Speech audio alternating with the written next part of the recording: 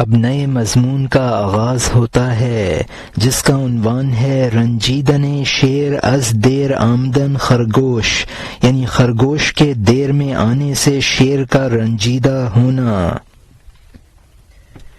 شیر تندی اور غصے سے کہہ رہا تھا، دشمن نے میرے کان کے راستے سے آنکھیں بند کر دیں۔ جبر کا عقیدہ رکھنے والوں کے مکر نے مجھے مجبور کر دیا، ان کی لکڑی کی تلوار نے میرے جسم کو زخمی کر دیا۔ اس کے بعد میں اس مکر کو نہ سنوں گا، وہ سب شیطانوں اور بھوتوں کی آواز ہے۔ اے دل، تو ان کو پھاڑ ڈال، نہ رک، ان کی چمڑی ادھیڑ دے، وہ چھلکے کے سوا کچھ نہیں ہے۔ چھلکا کیا ہوتا ہے؟ رنگا رنگ باتیں، جیسے پانی کی ذرہ کہ وہ تھوڑی دیر بھی باقی نہیں رہتی۔ یہ بات چھلکے کی طرح ہے، معنی کو مغز سمجھ۔ یہ بات صورت کی طرح ہے اور معنی جان کی طرح ہے۔ چھلکا خراب گرمی کا عیب پوشیدہ ہوتا ہے اور خراب گری کا عیب پوشیدہ ہوتا ہے، اچھی گری کے لیے غیرت کی وجہ سے غائب رکھ کر پوشیدہ رکھنے والا ہوتا ہے۔ جب تیرا قلم ہوا کا ہے اور دفتر پانی کا، تو جو کچھ لکھے گا وہ جلد فنا ہو جائے گا۔ وہ نقش بر آب ہے، اگر تو اس سے وفا چاہے گا، اپنے آپ کو کاٹتا ہوا پشیمان واپس لوٹے گا۔ انسانوں میں ہوا، خواہش اور آرزو ہے، جب تو نے خواہش کو ترک کیا، بس یہی اللہ کا پیغام ہے۔ خدا کے پیغام مبارک ہوتے ہیں جو سر سے پیر تک پائیدار ہوتے ہیں۔ اور یہاں مترجم نے حاشیے میں لکھا ہے کہ ذرہ یعنی وہ لہریں جو بشکل ذرہ پانی پر پیدا ہوتی ہیں، ان کا بقا چند منٹ کا ہوتا ہے۔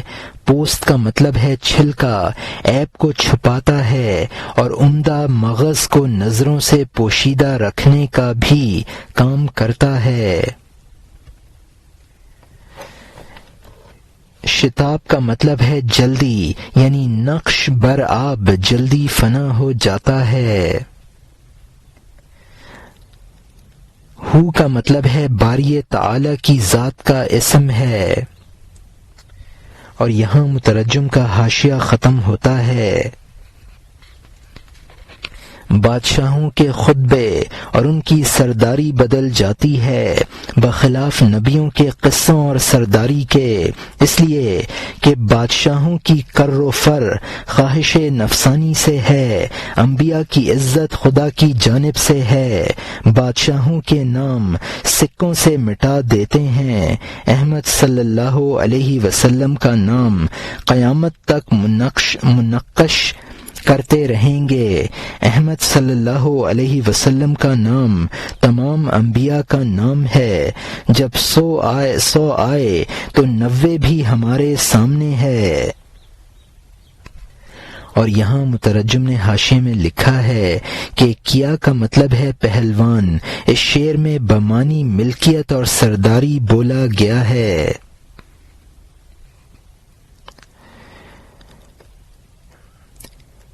حضور صلی اللہ علیہ وسلم انبیاء کا مجموعہ ہیں، جیسا کہ 100 کے ضمن میں 99 کا عدد موجود ہے، اس طرح حضور صلی اللہ علیہ وسلم کے نام میں تمام انبیاء کا نام آ جاتا ہے۔ یہاں حاشیہ ختم ہوتا ہے۔ اے بیٹا، اس بات کا خاتمہ نہیں ہے، خرگوش اور نر شیر کا قصہ سنا۔ اب نئے مضمون کا آغاز ہوتا ہے جس کا عنوان ہے ہم در بیان مکر خرگوش او تاخیر اود رفتن پیش شیر، یعنی یہ بیان بھی خرگوش کی چالاکی اور اس کا شیر کے سامنے دیر سے جانے کا ہے۔ خرگوش نے جانے میں بہت دیر کی اور اپنی ہیلا سازی کو ثابت کیا۔ بہت دیر کے بعد راستے پر پڑا تاکہ شیر کے کان میں ایک دو راز کہے۔ دیکھ عقل کی فکر میں کیا عالم ہے، دیکھ یہ عقل کا دریا کس قدر وسیع ہے۔ اور یہاں مترجم نے حاشیے میں لکھا ہے کہ وہ قوت شعور جو حیوانات میں بھی ہے اس کو عقل کہتے ہیں۔ عذاب کا مطلب ہے شیریں، بحر عذاب سے مراد دریائے عقل و روح ہے۔ جب تک اجسام روحانیت سے پر نہیں ہوتے ہیں ان پر مادیت کا غلبہ رہتا ہے۔ دریائے عقل اگرچہ نظروں سے غائب ہے لیکن جسم اسی کی ایک موج ہے۔ ہرچہ کا مطلب ہے مظاہر پرست جو تعینات کو وسیلہ بناتے ہیں، دریائے وحدت سے دور جا پڑتے ہیں۔ اور یہاں مترجم کا حاشیہ ختم ہوتا ہے۔ انسان کی عقل لامحدود سمندر ہے، اے بیٹا سمندر کے لیے غوطہ خور چاہیے۔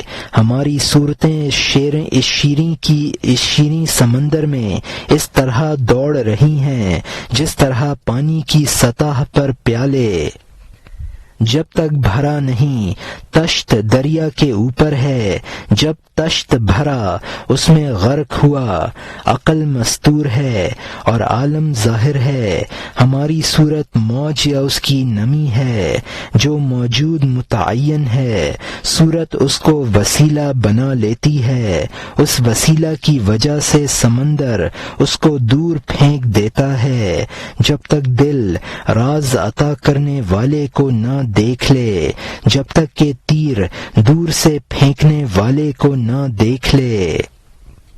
اپنے گھوڑے کو گمشدہ سمجھتا ہے اور جھگڑے کی وجہ سے اپنے گھوڑے کو تیز دوڑاتا ہے۔ وہ جوان مرد اپنے گھوڑے کو گمشدہ سمجھتا ہے اور گھوڑا اس کو ہوا کی طرح اڑائے لیے جا رہا ہے۔ یہاں مترجم نے حاشیے میں لکھا ہے، جب تک اجسام روحانیت سے پر نہیں ہوتے ان پر مادیت کا غلبہ رہتا ہے۔ دریائے عقل اگرچہ نظروں سے غائب ہے لیکن جسم اسی کی ایک موج ہے۔ ہرچہ کا مطلب ہے مظاہر پرست جو تعینات کو وسیلہ بناتے ہیں، دریائے وحدت سے دور جا پڑتے ہیں۔ دور انداز کا مطلب ہے دور پھینکنے والا۔ جب تک انسان کو روح کا مشاہدہ اور اس سے توسل حاصل نہیں ہوتا تو وہ سمجھتا ہے کہ روح غیر موجود ہے۔ تو اس کی مثال اس شہسوار کی ہے جو گھوڑے پر سوار ہو اور اپنے گھوڑے کو گمشدہ سمجھ رہا ہو۔ اور یہاں حاشیہ ختم ہوتا ہے۔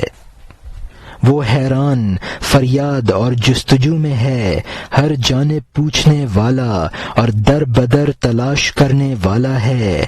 جس شخص نے ہمارا گھوڑا چرایا ہے کہاں ہے، کون ہے؟ اے صاحب یہ جو آپ کی ران تلے ہے یہ کیا ہے؟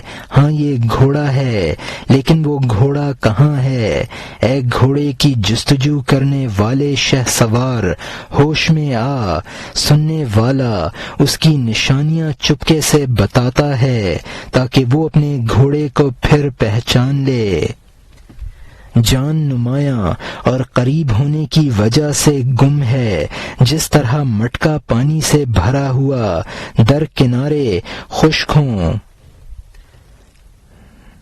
اور یہاں مترجم نے حاشیے میں لکھا ہے کہ وہ شہسوار اپنے گھوڑے سے اس قدر غافل ہے کہ اس کی علامتیں بیان کر دینے کے بعد بھی اس کو نہیں پہچانتا۔ اور یہاں حاشیہ ختم ہوتا ہے۔ اپنے اندر درد کو بڑھا تاکہ سبز، سرخ اور زرد کو دیکھے۔ تو سرخ اور سبز اور گلابی کو کب دیکھ سکے گا؟ جب تک ان تین سے پہلے نور کو نہ دیکھ لے گا۔ لیکن چونکہ تیرے ہوش رنگ میں گم ہو گئے ہیں تو وہ رنگ نور کی وجہ سے تیرے روپوش بن گئے ہیں۔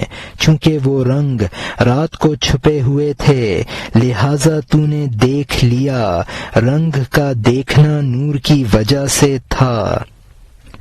اور یہاں مترجم نے حاشیے میں لکھا ہے کہ یعنی روح انتہائی نزدیکی اور ظہور کی وجہ سے مخفی ہو گئی ہے۔ کسی چیز کا انتہائی بدیہی ہونا اس کے مخفی ہونے کا سبب بن جاتا ہے، اس لیے کہ ہر چیز اپنی انتہا کو پہنچ کر اپنی ضد کی طرف منتقل ہو جاتی ہے، جیسا کہ خوشی کی زیادتی رونے کا سبب بن جاتی ہے۔ سبز و سرخ صوفیہ کے نزدیک لطائف غیب مختلف رنگوں کے ہیں۔ نور باطن جب تک پیدا نہ ہوگا لطائف غیبیہ کے رنگ نظر نہ آئیں گے۔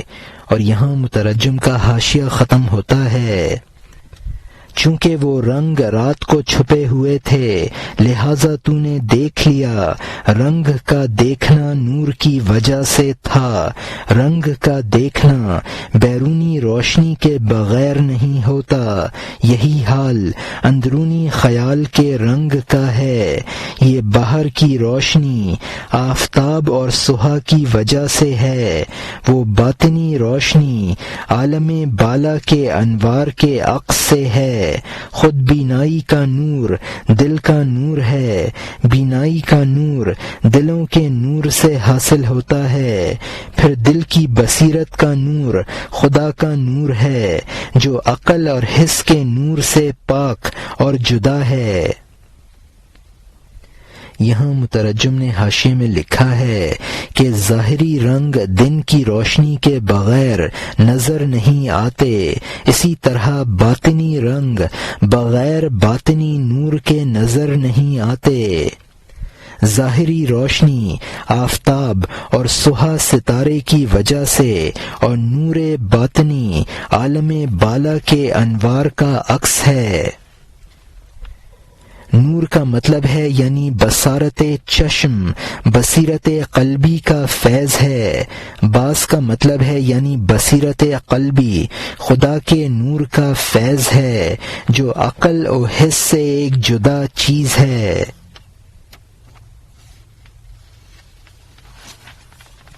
اور یہاں حاشیہ ختم ہوتا ہے۔ رات کو نور نہ تھا اور تو نے رنگ نہ دیکھا، پس ضد یعنی شب کی تاریکی کی وجہ سے وہ نور نمایاں ہو گیا۔ رات کو تو نے رنگ نہ دیکھا کیونکہ وہ بے نور تھی۔ رنگ کیا ہوتا ہے؟ ایک اندھا نیلا من کا، کیونکہ نور پر نظر تھی، پھر رنگ پر ایک مقابل دوسرے مقابل سے واضح ہوتا ہے، جیسے رومی اور حبشی، پہلے نور کا نظر آنا ہے پھر رنگ کا دیکھنا، اور اس کو تو نور کی ضد سے بغیر تاخیر سمجھتا ہے۔ یہاں مترجم نے حاشیے میں لکھا ہے کہ پیدا کا مطلب ہے ظاہر، نمایاں، یعنی نور کا احساس ہمیں اس کی ضد یعنی رات کی وجہ سے ہوا۔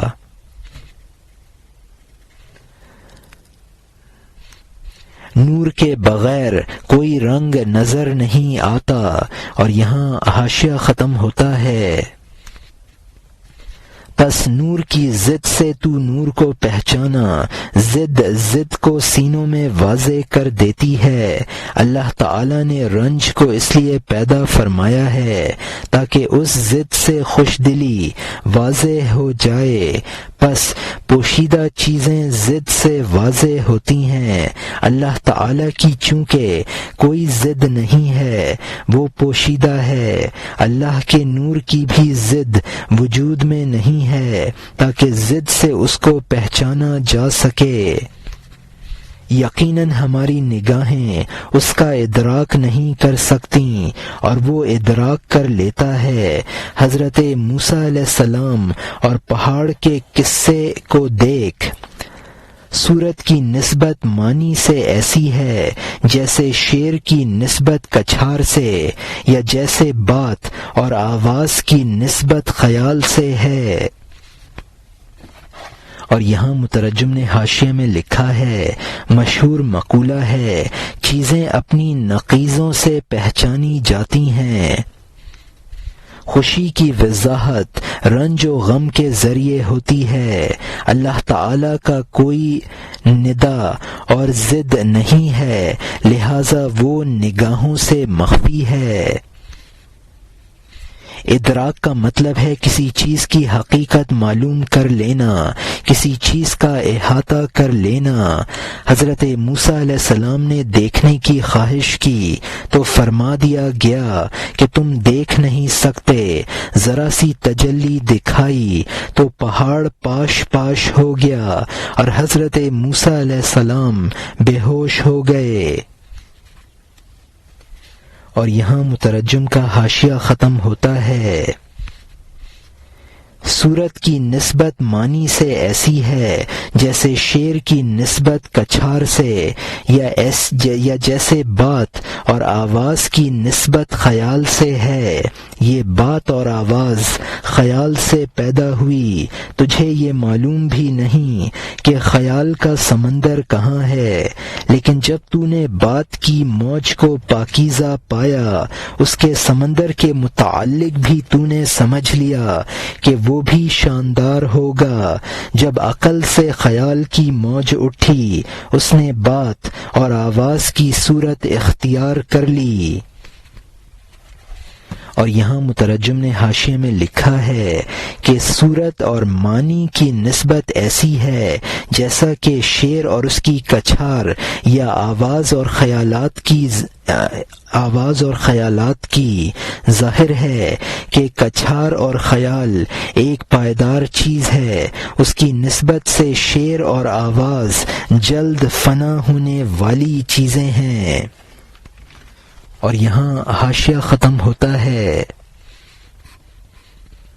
بات سے صورت پیدا ہوئی اور پھر مر گئی، موج اپنے آپ کو پھر سمندر میں لے گئی، صورت ایک بے صورت سے پیدا ہوئی پھر لوٹ گئی کہ ہم اسی طرف لوٹنے والے ہیں، پس تیرے لیے ہر لحظہ موت اور واپسی ہے۔ حضور صلی اللہ علیہ وسلم نے فرما دیا، دنیا ایک گھڑی یعنی وقت ہے، ہمارا خیال ایک تیر ہے جو اللہ کی جانب سے ہوا میں ہے، ہوا میں کب تک ٹھہرے، خدا کی طرف لوٹتا ہے۔ اور یہاں مترجم نے حاشیے میں لکھا ہے کہ آواز نکلتی ہے اور فنا ہو جاتی ہے، جس طرح دریا کی موج اٹھتی ہے پھر دریا میں فنا ہو جاتی ہے۔ خیال اور عقل انا الیہ یعنی ہر چیز اپنی اصل کی طرف لوٹ جاتی ہے۔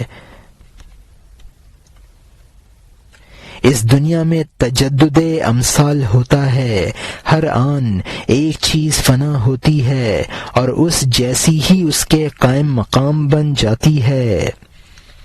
اس میں ذات باری ہے، اس کو بعض صاحبان نے ہو کا مطلب ہے اس میں ذات باری، اس کو بعض صاحبان نے اس میں اعظم بھی قرار دیا ہے۔ اور یہاں حاشیہ ختم ہوتا ہے، ہر دم دنیا نئی ہو جاتی ہے اور ہم زندگی میں اس کے نئے ہونے سے بے خبر ہیں۔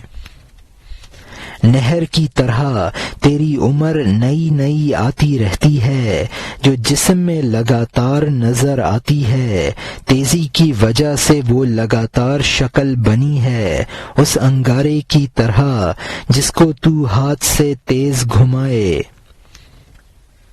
اور یہاں مترجم نے حاشیے میں لکھا ہے کہ آواز اور کلام ہی میں نہیں، دنیا کی ہر چیز میں تجدد امثال ہو رہا ہے۔ نہر کا پانی ہر آن بدل رہا ہے، لیکن نظر میں ایک ہی پانی ہے، اسی طرح عمر کی حالت ہے۔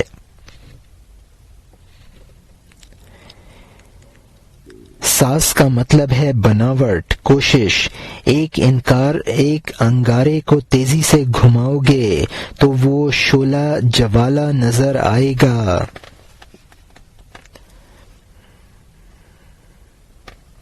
اور یہاں حاشیہ ختم ہوتا ہے۔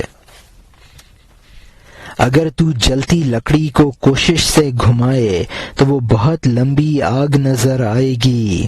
ایجاد کی تیزی سے یہ بقا کا طول اللہ تعالی کی ایجاد کی تیزی کو ظاہر کرتا ہے۔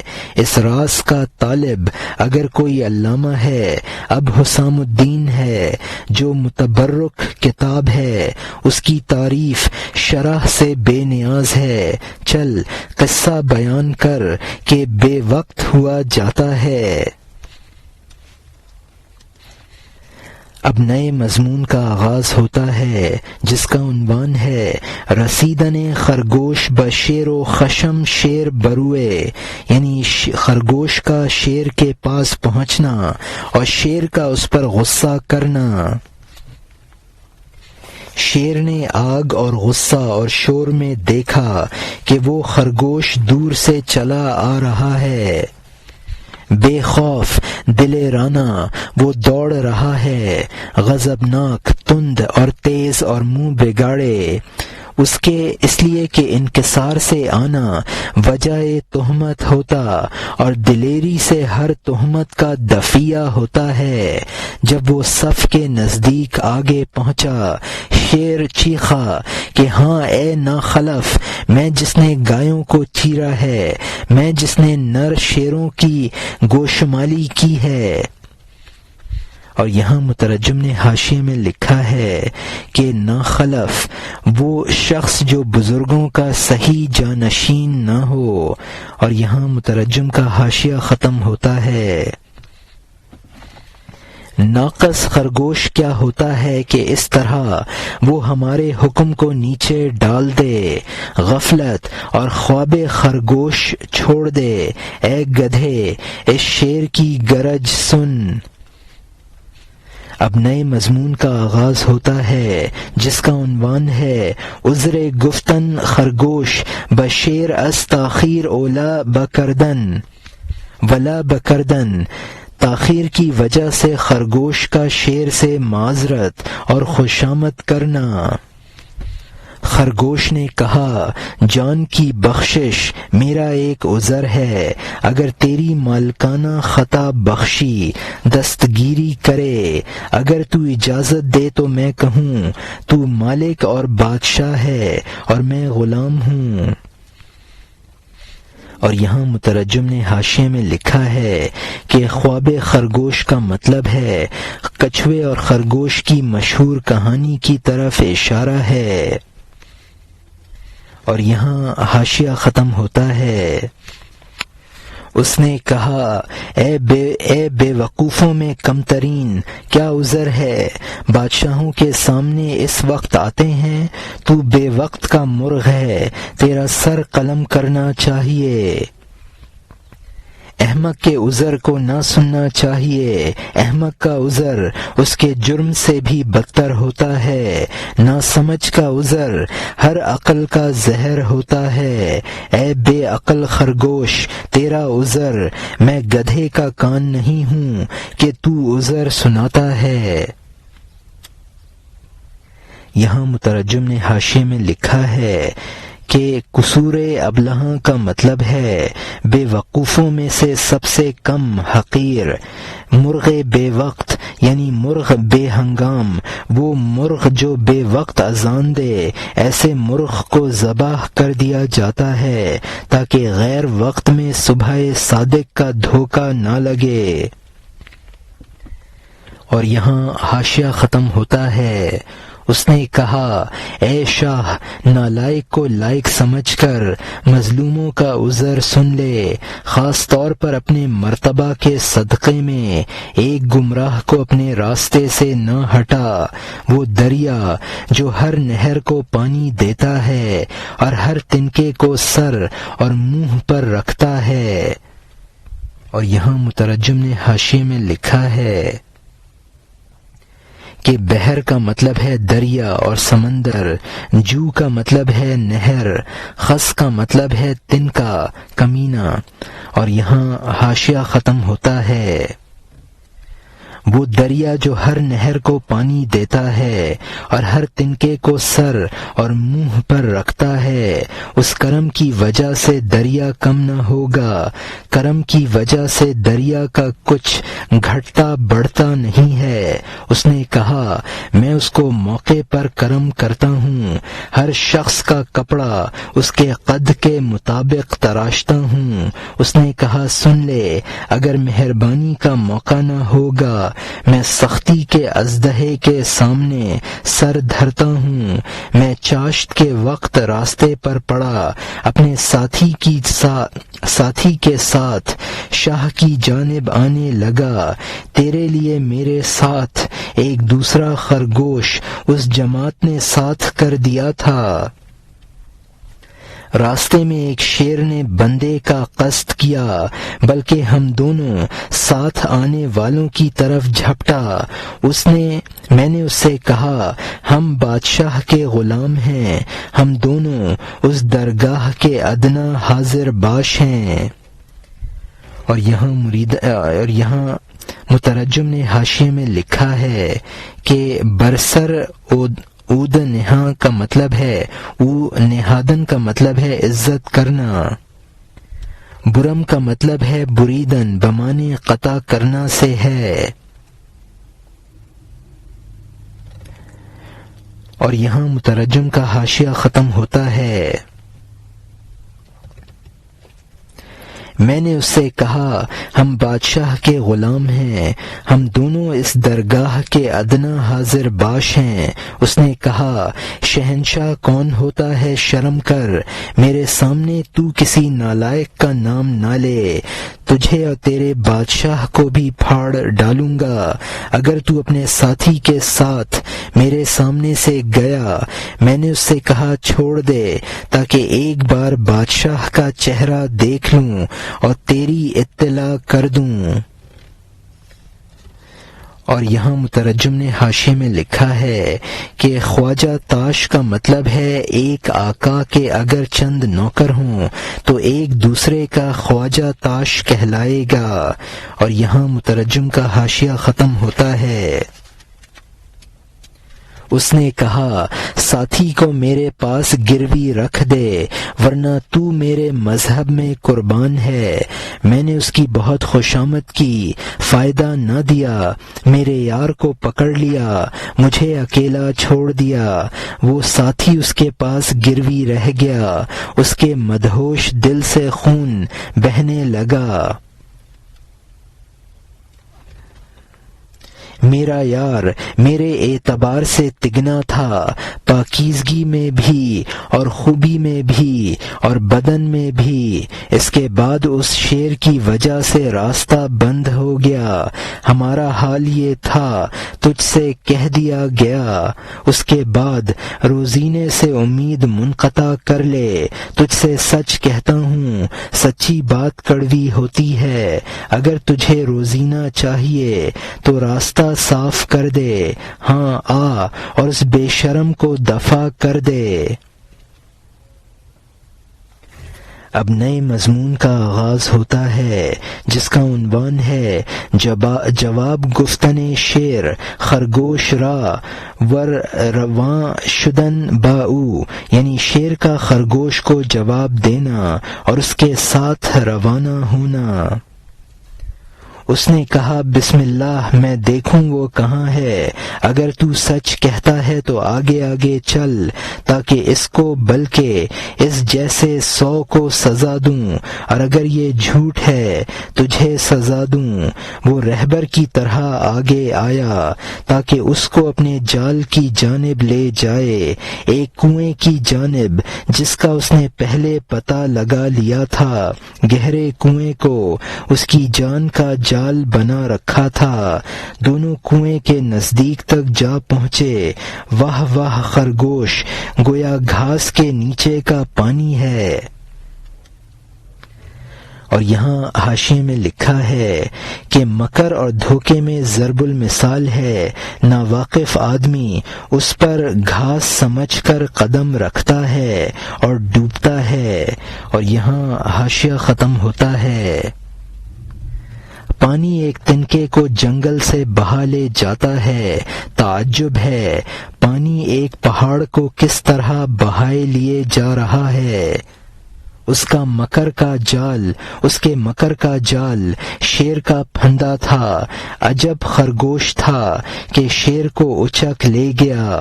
ایک موسیٰ علیہ السلام فرعون کو دریائے نیل تک لشکر اور بھاری مجمع کے ساتھ لے جا رہے ہیں۔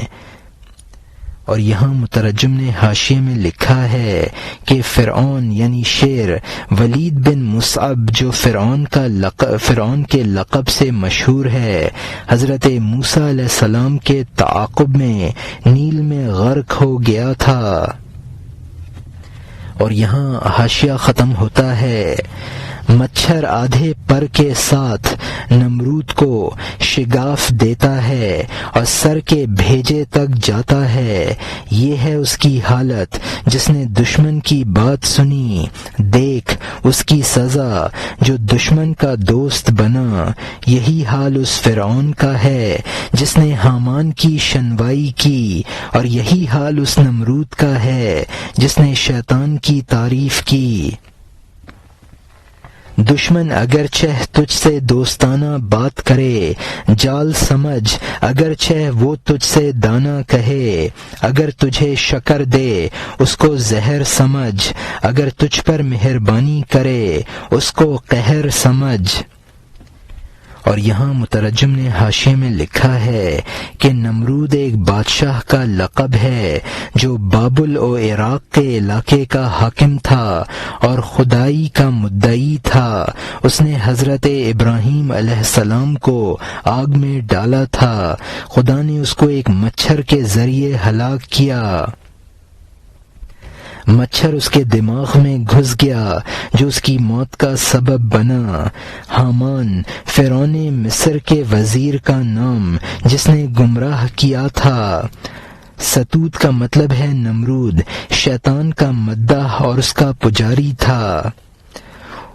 داں میں داں کا مطلب ہے یعنی اس کی بات کو الٹا سمجھ۔ اور یہاں حاشیہ ختم ہوتا ہے۔ جب قضا آتی ہے چھلکے کے علاوہ تو کچھ نہ دیکھے گا، دشمنوں اور دوستوں میں امتیاز نہ کر سکے گا۔ جب ایسا ہو گڑ گڑانا شروع کر دے، زاری اور تسبیح اور روزے کا سامان کر، رو کہ اے خدا تو جو غیب کا جاننے والا ہے، ہمیں برے مکر کے پتھر کے نیچے نہ کچل۔ اے معافی کے داتا، عیبوں کی پردہ پوشی کرنے والے، گناہوں کا ہم سے بدلہ نہ لے۔ موجودات میں سے جو چیزیں بھی دنیا میں ہیں، دل پر اس حالت میں ظاہر کر دے جس پر وہ ہیں۔ اور یہاں حاشیے میں لکھا ہے یعنی انسان اصل معاملہ تک نہیں پہنچ سکتا۔ اور یہاں حاشیہ ختم ہوتا ہے۔ اے شیر کو پیدا کرنے والے، اگرچہ ہم نے کتا پن کیا ہے، اس گھات کی جگہ سے شیر کو ہم پر مسلط نہ کر، اچھے پانی کو آگ کی صورت میں نمایاں نہ کر، آگ میں پانی کی صورت نہ رکھ، قہر کی شراب سے جب تو مست کر دیتا ہے، معدوم چیزوں کو موجود کی صورت دے دیتا ہے۔ یہاں مترجم نے حاشیے میں لکھا ہے، جو حقیقت ہے وہ ہم پر واضح کر دے، نفس کی خواہش کی وجہ سے ہم مضر چیز کو مفید نہ سمجھیں۔ اور یہاں حاشیہ ختم ہوتا ہے، مستی کیا ہے، آنکھ کا آنکھ کے دیکھنے سے بند ہونا، یہاں تک کہ پتھر، موتی اور اون یشب نظر آئے۔ مستی کیا ہے، حسون کا بدل جانا، جھاؤ کی لکڑی کا نگاہ میں صندل ہو جانا۔ اب نئے مضمون کا آغاز ہوتا ہے جس کا عنوان ہے قصہ سلیمان علیہ السلام و ہدہد او بیان آنکاہ چون قضا آید چشمہ رسول، یعنی حضرت سلیمان علیہ السلام اور ہدہد کا قصہ اور اس کا بیان کہ جب قضا آتی ہے آنکھیں بند ہو جاتی ہیں۔ جب حضرت سلیمان علیہ السلام کا خیمہ لگایا گیا، تمام پرندے خدمت میں حاضر ہوئے، ان کو اپنا ہم زبان اور محرم پایا، ایک ایک کر کے دل و جان سے ان کے سامنے دوڑ آئے۔ تمام پرندوں نے چیچیں چھوڑ کر حضرت سلیمان علیہ السلام کے ساتھ تیرے بھائی سے بھی زیادہ فصیح ہو گئے۔ ہم زبانی، قرابت اور رشتہ داری ہے، انسان نہ محرموں کے ساتھ قیدی جیسا ہے۔ اے مخاطب، بہت سے ہندو اور ترک ہم زبان یعنی محرم ہیں۔ اے مخاطب، دو ترک بیگانوں کی طرح ہیں، محرمی کی زبان دوسری ہے، ہم دلی ہم زبانی سے بہتر ہے، بغیر بولے اور بغیر اشارے اور لکھنے کے دل سے لاکھوں ترجمان پیدا ہو جاتے ہیں۔ اور یہاں مترجم نے حاشیے میں لکھا ہے کہ یشم سبز رنگ کا قیمتی پتھر ہے جس کو عربی میں یشب کہتے ہیں۔ گز کا مطلب ہے جھاؤ یعنی کپڑا وغیرہ ناپنے کا آلہ۔ سلیمان علیہ السلام مشہور نبی ہیں جن کی حکومت جن و انس پر تھی اور وہ پرندوں کی بولیاں سمجھتے تھے۔ ترک یعنی ترکستان کا رہنے والا جو خوش رنگ ہوتا ہے۔ اور یہاں حاشیہ ختم ہوتا ہے، تمام پرندوں میں سے ہر ایک اپنے راز، ہنر اور عقل اور اپنے کام حضرت سلیمان علیہ السلام سے ایک ایک کر کے ظاہر کر رہا تھا، پیش کرنے کے لیے اپنی تعریف کرتا تھا، نہ تکبر سے اور نہ اپنی خودی سے، اس لیے کہ وہ اپنی پیشی کا راستہ دے دیں۔ جب کسی غلام کے پاس کوئی آقا آتا ہے وہ ہنر کا رخسار پیش کرتا ہے، جب وہ اس کی خریداری کو ذلت سمجھتا ہے، اپنے آپ کو بیمار اور بہرا اور لولا اور لنگڑا بنا دیتا ہے۔ اور یہاں مترجم نے حاشیے میں لکھا ہے کہ اسرار سر کی جمع ہے، جس کے ہاتھ پیر بیکار ہو گئے ہوں اس کو لنجا کہتے ہیں۔ کوتا کا مطلب ہے کوتاہ یعنی مختصر۔ اور یہاں حاشیہ ختم ہوتا ہے، جب وہ اس کی خریداری کو ذلت سمجھتا ہے، اپنے آپ کو بیمار اور بہرا اور لولا اور لنگڑا بنا دیتا ہے۔ ہدہد اور اس کے پیشے کی باری آئی تو اس کی کاریگری اور تدبیر کا بیان ہوا۔ اس نے کہا، اے شاہ، ایک ہنر جو چھوٹا ہے، کہتا ہوں مختصر بات بہتر ہے۔ انہوں نے کہا، کہہ وہ ہنر کون سا ہے؟ اس نے کہا، جس وقت میں بلندی پر ہوتا ہوں، بلندی سے یقین کی آنکھ سے دیکھتا ہوں، زمین کی گہرائی میں پانی کو دیکھ لیتا ہوں کہ کہاں ہے، اس کی کتنی گہرائی ہے، کیا رنگ ہے، کس چیز میں سے ابل رہا ہے، مٹی سے یا پتھر سے۔ اے سلیمان، فوجی کیمپ کے لیے سفر میں اس باخبر کو ساتھ رکھ۔ پس حضرت سلیمان نے کہا، ہمارے سفر کا ساتھی بن جا اے مہربان بے آب جنگلوں میں، تاکہ تو لشکر کے لیے پانی دریافت کرے، ساتھیوں کے لیے سفر میں سقا بن جائے، ہمارا ساتھی اور نیز پیشرو بن، تاکہ تو ہمارے لیے پانی مہیا کر دے، دن رات ہمارے ساتھ رہ، تاکہ لشکر پیاس سے تکلیف نہ اٹھائے۔ اس کے بعد ہدہد ان کے ساتھ تھا، اس لیے کہ وہ چھپے پانی سے باخبر تھا۔ اب نئے مضمون کا آغاز ہوتا ہے، جس کا عنوان ہے تانا زدنے زاغ درد اوئی ہدہد، یعنی کوے کا ہدہد کے دعوے میں تانا زنی کرنا۔ جب کوے نے سنا، حسد کی وجہ سے آیا، حضرت سلیمان سے کہا، اس نے غلط اور غیر مناسب کہا ہے، بادشاہ کے سامنے بات کرنا خلاف ادب ہے، خصوصاً جھوٹی شیخی اور ناممکن بات۔ اگر اس کی ہمیشہ یہ نظر ہوتی، ایک مٹھی مٹی کے نیچے جال کو کیوں نہ دیکھ لیتا، جال میں وہ کیوں پھنستا، ناکام ہو کر وہ کیوں پنجرے میں ہوتا۔ پھر حضرت سلیمان نے کہا، اے ہدہد، کیا مناسب ہے تیرے پہلے ہی پیالے میں یہ تلچھٹ نکلے، اے چھاچھ پیے ہوئے، اپنے آپ کو مست کیوں دکھا رہا ہے، میرے سامنے شیخی مارتا ہے، وہ بھی جھوٹ۔ اب نئے مضمون کا آغاز ہوتا ہے، جس کا عنوان ہے جواب گفتن ہدہد مر سلیمان را دری تانا، یعنی اس تانا کے بارے میں ہدہد کا حضرت سلیمان علیہ السلام کو جواب دینا۔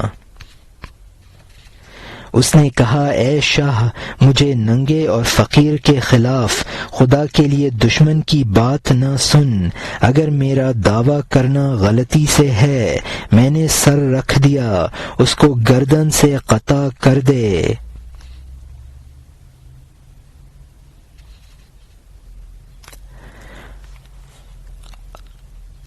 کوا جو کہ خدا کی قضا کا منکر ہے، اگر لاکھ عقل رکھتا ہو کافر ہے۔ اگر تجھ میں کافروں کا ایک کاف ہو تو گندگی اور شہوت کا مقام ہے۔ شرمگاہ کی طرح میں ہوا میں سے جال کو دیکھتا ہوں، اگر میری عقل کی آنکھ کو قضا بند نہ کر دے۔ جب قضا آتی ہے عقل سو جاتی ہے، چاند کالا ہو جاتا ہے، سورج گرہن ہو جاتا ہے۔ قضا سے یہ چھپانا کب نئی بات ہے، یہ بھی قضا ہے، سمجھ کہ وہ قضا کا منکر ہے۔ یہاں مترجم نے حاشیے میں لکھا ہے کہ قوت تقدیر اور قضائے الہی کا انکار کنندہ ہے۔ کافر اللہ کی قضاء و قدر کا منکر کافر ہے۔ کفریہ عقیدوں میں سے ایک کا ماننے والا بھی کافر ہے۔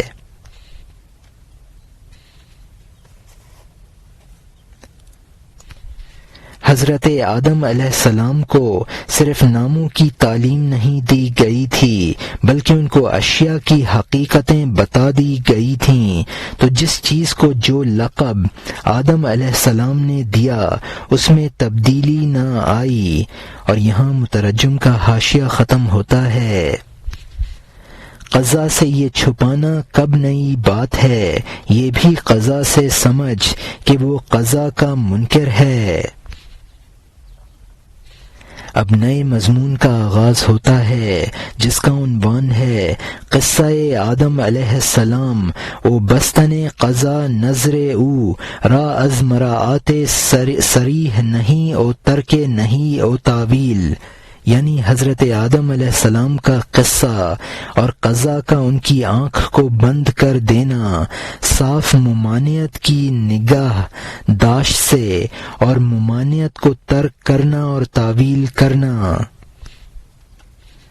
انسانوں کا باپ جو علم الاسماء کا سردار ہے، جس کی ہر رگ میں لاکھوں علم ہیں، ہر چیز کا نام جس طرح وہ چیز ہے، آخر تک ان کی جان کو حاصل ہو گیا۔ جو لقب اس نے دیا وہ نہ بدلا، جس کو اس نے چست کہا وہ سست نہ ہوا، جس کو اس نے با اقبال اور آزاد کہا وہ باعزت اور خوش اور مسرور رہا۔ جو آخر میں مومن ہے شروع میں دیکھ لیا، جو آخر میں کافر ہے وہ اس پر ظاہر ہو گیا۔ جو آخرت کو دیکھے وہ مومن ہے، جو چراگاہ پر نظر رکھے بے دین ہے۔ اور یہاں مترجم نے حاشیے میں لکھا ہے کہ ایمان اور کفر کا مدار انسان کے آخری احوال پر ہے۔ آخرت کی طرف نظر رکھنے والے کو آخر بھی کہتے ہیں۔ اور یہاں حاشیہ ختم ہوتا ہے۔ تو ہر چیز کا نام عقل مند سے سن، علم الاسماء کا اشارہ اور راز سن۔ ہمارے نزدیک ہر چیز کا نام اس کے ظاہر پر ہے، اللہ کے نزدیک ہر چیز کا نام اس کے باطن پر ہے۔ موسیٰ علیہ السلام کے نزدیک ان کی لکڑی کا نام عصا تھا، اللہ کے نزدیک اس کا نام اژدہا تھا۔ اس جگہ عمر کا نام بت پرست تھا، لیکن ازل میں اس کا نام مومن تھا۔ وہ جس کے نام ہمارے نزدیک منی تھا، اللہ کے سامنے وہ صورت تھی جیسا کہ تو میرے سامنے ہے۔ عدم میں یہ منی ایک صورت تھی جو خدا کے سامنے بغیر کمی بیشی کے موجود تھی۔ اور یہاں مترجم نے حاشیے میں لکھا ہے کہ انسان کسی چیز کے ظاہر کو دیکھ کر اس کا نام لیتا ہے، اللہ تعالی اس کی حقیقت کے اعتبار سے اس کا نام لیتا ہے۔ چوبش کا مطلب ہے حضرت موسیٰ علیہ السلام کا عصا بظاہر لکڑی تھا لیکن حقیقت میں سانپ تھا۔ یوم الست، یوم میثاق، وہ دن جس میں اللہ تعالی نے اپنی ربوبیت کا سب سے اقرار کرایا تھا۔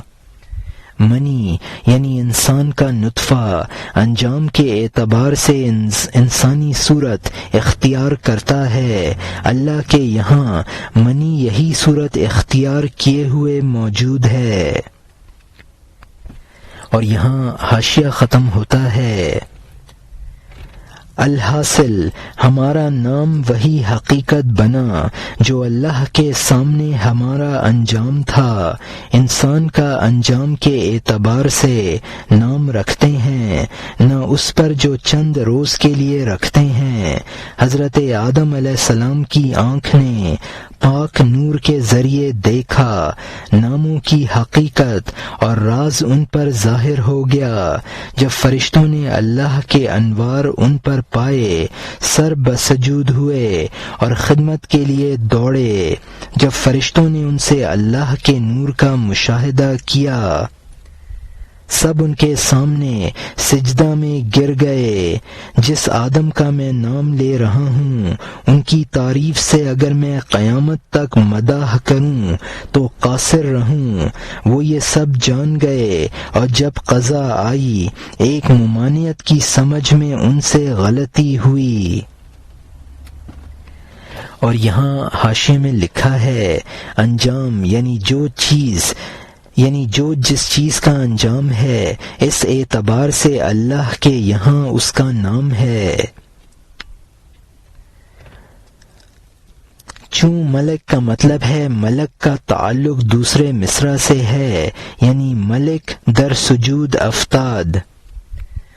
ان کی تعریف یعنی آدم علیہ السلام کی تعریف قیامت تک ممکن نہیں ہے۔ اور یہاں حاشیہ ختم ہوتا ہے۔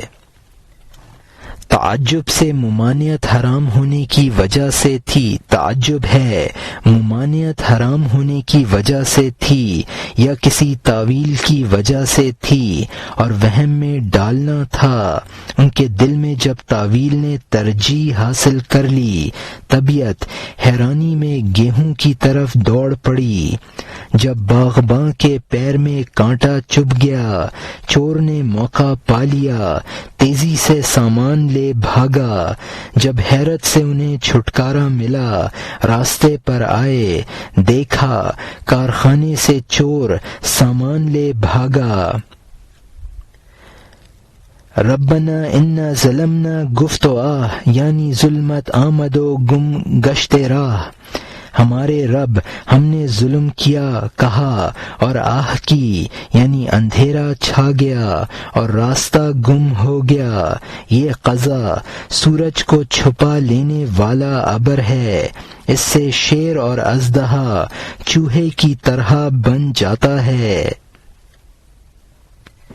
یہاں مترجم نے حاشیے میں لکھا ہے کہ تعویل کا مطلب ہے کلام کو ظاہری مفہوم سے پھیر کر کسی معنی پر محمول کرنا جس کا احتمال صحیح ہو۔ حضرت آدم علیہ السلام سمجھے کہ ممانعت صرف وقتی تھی۔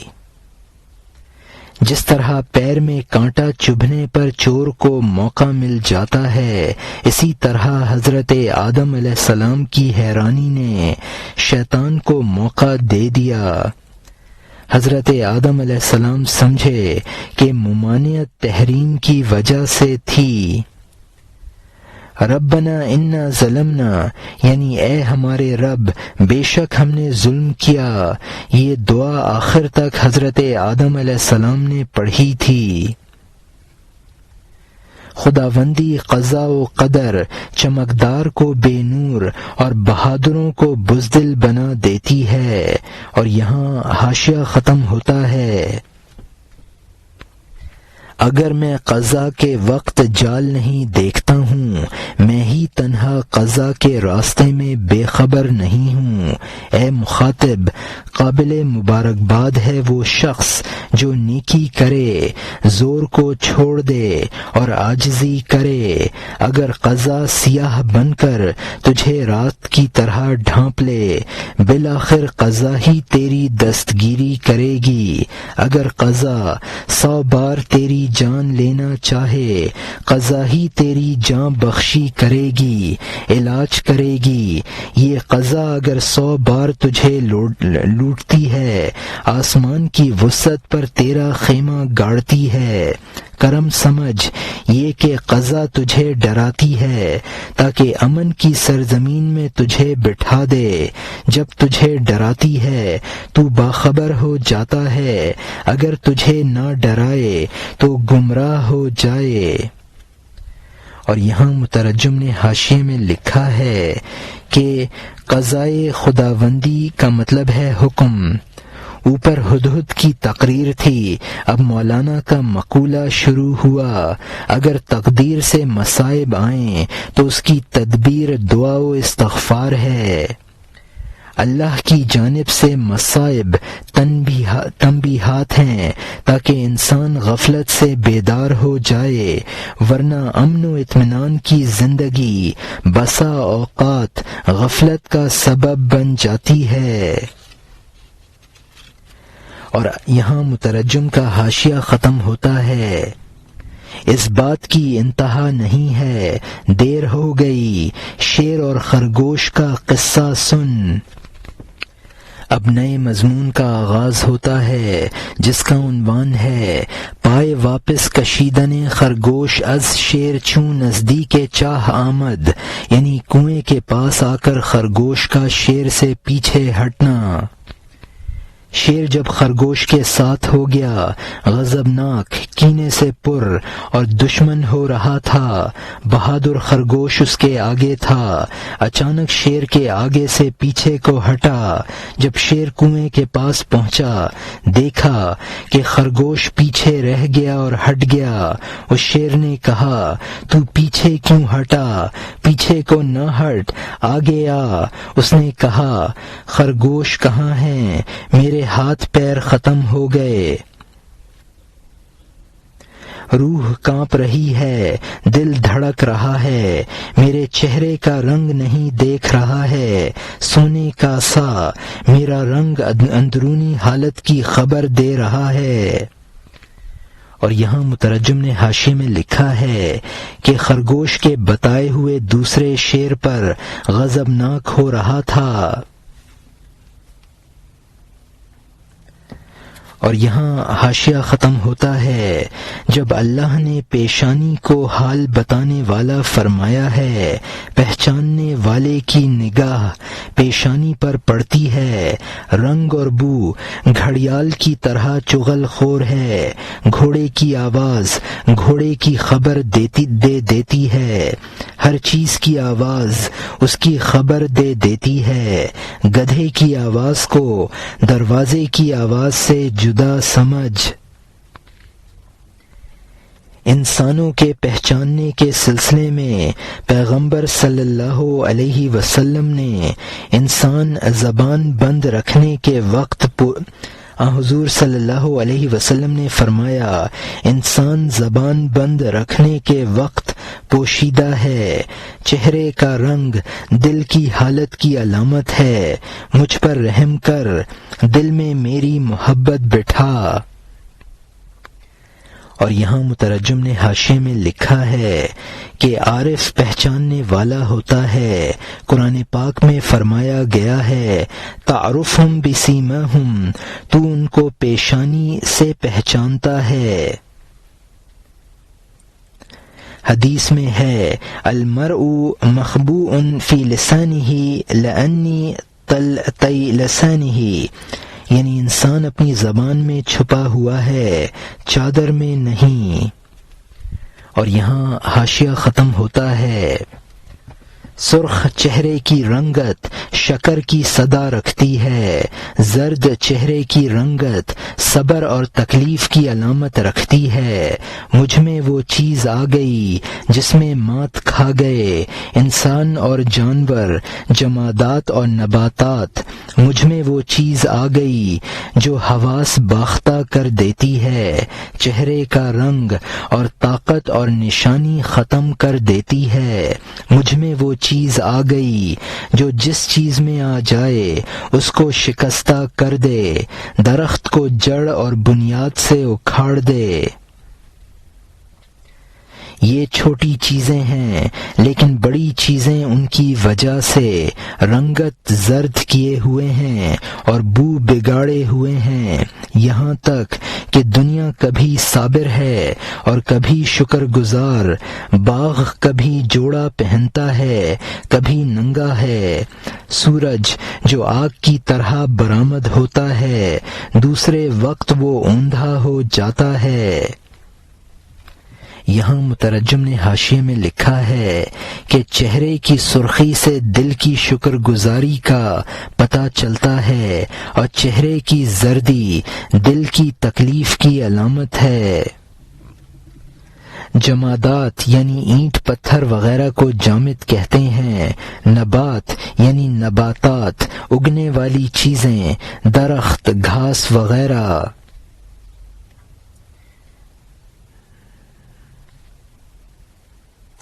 اور یہاں حاشیہ ختم ہوتا ہے،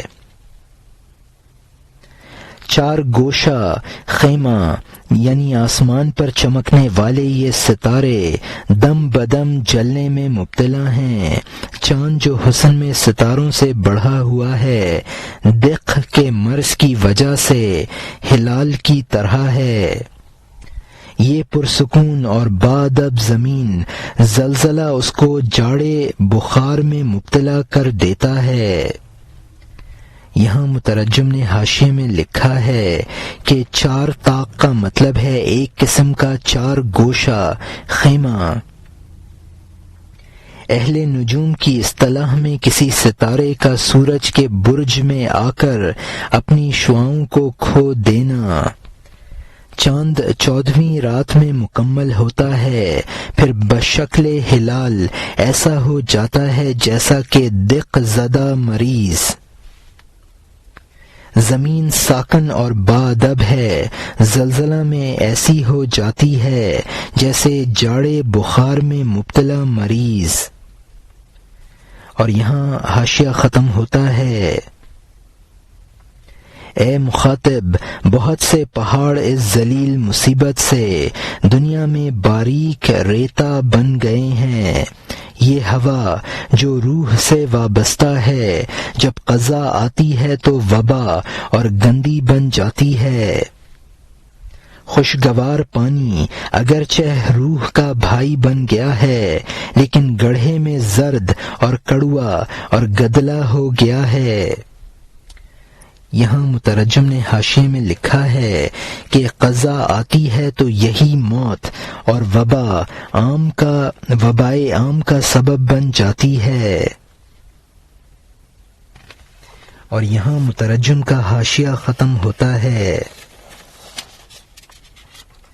آگ جو نہایت سرکش اور مغرور ہے، یکایک اس پر ہوا تو مرے پڑھ دیتی ہے۔ مٹی جو موسم بہار میں پھولوں کا سرمایہ ہے، اچانک ہوا اس کو تباہ کر دیتی ہے۔ دریا کا حال اس کے اضطراب و جوش سے سمجھ لے، یہی اس کے ہوش کی تبدیلی ہے۔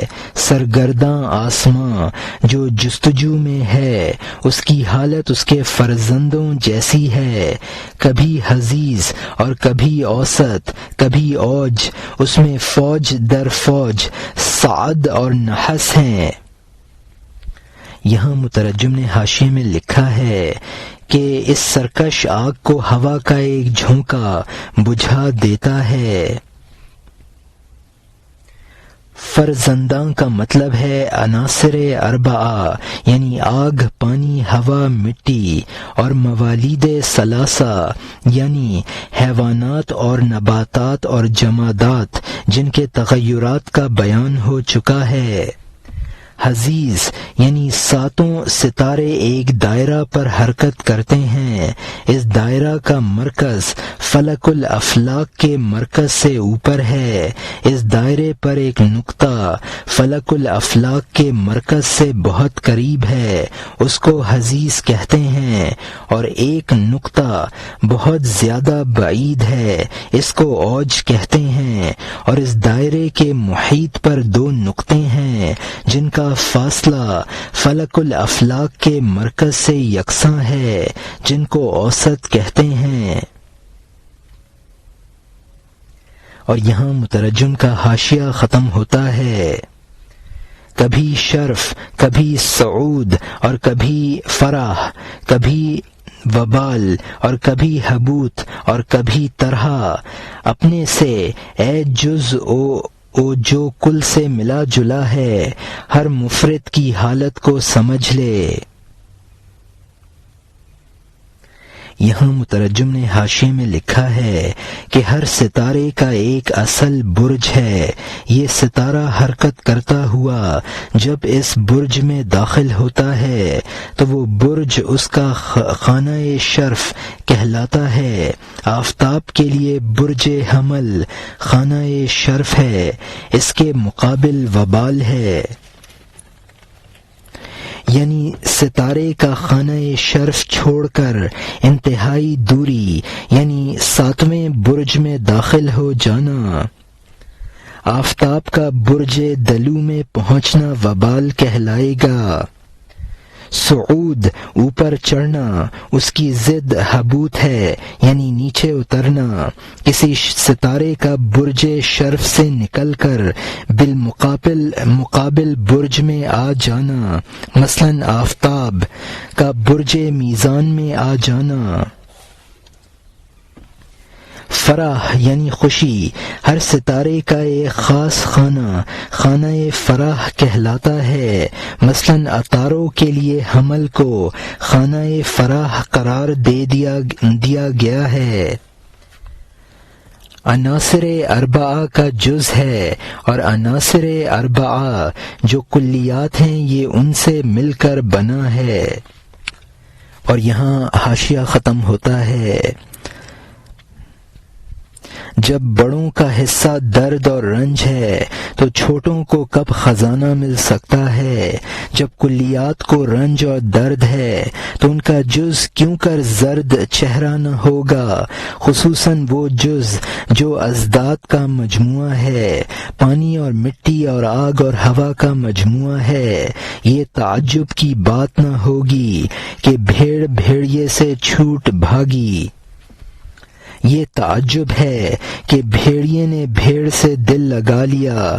زندگی مخالف چیزوں کا باہمی تعلق ہے، موت یہ ہے کہ ان کے درمیان جنگ شروع ہو گئی۔ اس دنیا کی زندگی مخالف چیزوں کی صلح ہے، مخالف چیزوں کی لڑائی ابدی زندگی ہے۔